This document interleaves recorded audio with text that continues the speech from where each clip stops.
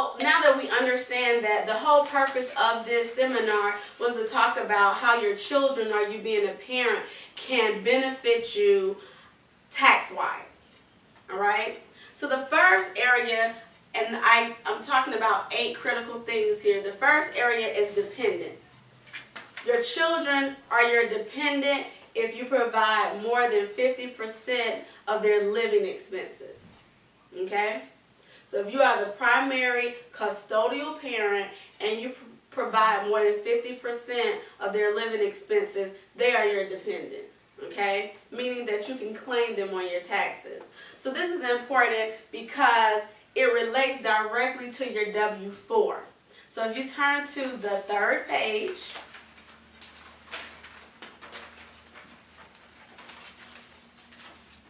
this is a form that employers give you as an employee, okay? And they ask you about how many exemptions will you have. Basically, that means, in layman terms, how many people are you claiming on your taxes, all right? How many children do you have? And then count yourself, and if you have a spouse, all right? So this number equates directly to your 1040, all right? So that's the first part of the exemption. So now for 2013, the exemptions were $3,900 per person. What does that mean? When the government is looking at your taxable income, they allow you to automatically take off $3,900 per person in 2013 for everyone that you have on your return. Okay? And where is that? If you look at the 2nd page where we were talking about credits, and look at line 42, what does line 42 say there? Exemptions. So again here, $3,900 times however many individuals that you have on your return.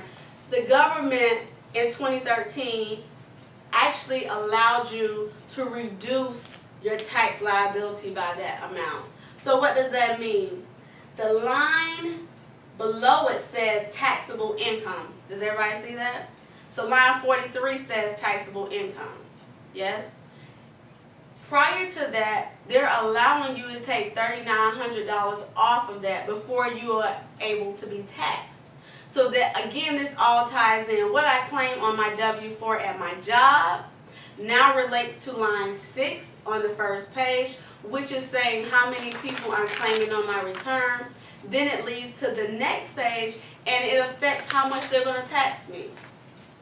Everybody see how that cycle all connects? And so it's essential that you report the right amount on your W-4 if you want to ensure that you're taking out enough taxes. And like the individual in the back asked, if I claim 0 and I could allow up to however many is in her household, she's taking out more than enough. Okay? So that's the safe plan. Moving on, the next tax incentive, or in this case, is the child tax credit. We know now, just from the beginning of our information, credits are reported on the 1st page or the 2nd page of the 1040. Where are credits reported? 2nd page. The 2nd page. Very good. We're going to learn really quick here. And what's important about this is the 3rd level of criteria here, the age of your children. So specifically with credits and deductions, you also need to look at how old are my children. And once they reach that age, I need to understand that I might not be eligible for specific incentives. Okay? And so for the child tax credit, it says that you may be able to claim for each qualifying child under the age of 17 a maximum credit of $1,000 per child. We also know that credits reduce your tax liability. It allows the government to say, okay, you owed me this amount of money, now I'm going to allow you to reduce it by this credit. Does everybody see that? And so for each child under the age of 17, you may be eligible for $1,000 per child. However, there are limitations. So adjusted gross income impacts whether you're eligible for a credit or a deduction based on income and age, right? And so we already know that the child needs to be 17 or under, correct? Then we know here this depends on our adjusted gross income. So you would say, I don't remember ever qualifying for any of the credits. Potentially, these could be some of the criteria of maybe you were or you weren't. And so it tells you here that if you're married, filing jointly, you have a spouse, the maximum that you all can bring into your total home income is $110,000. Do you see that? So for 2 working adults in the home that have children, if you exceed $110,000, then this could impact whether you get $1,000 per child.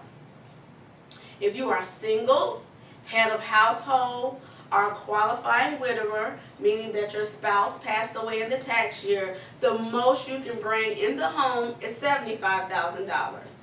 And then if you are married filing separately, the most is $55,000.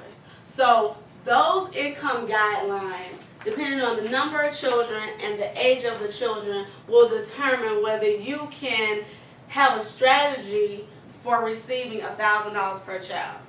If you are limited by the $1,000 that you do receive, the additional child tax credit can pick up the remainder. So that means that if you don't totally qualify for all $1,000, you may get a portion of it based on your income, but the additional child tax credit can give you the balance. So maybe you got $500 for the child tax credit and you were limited because of your income. Then the additional child tax credit will give you the other $500 potentially.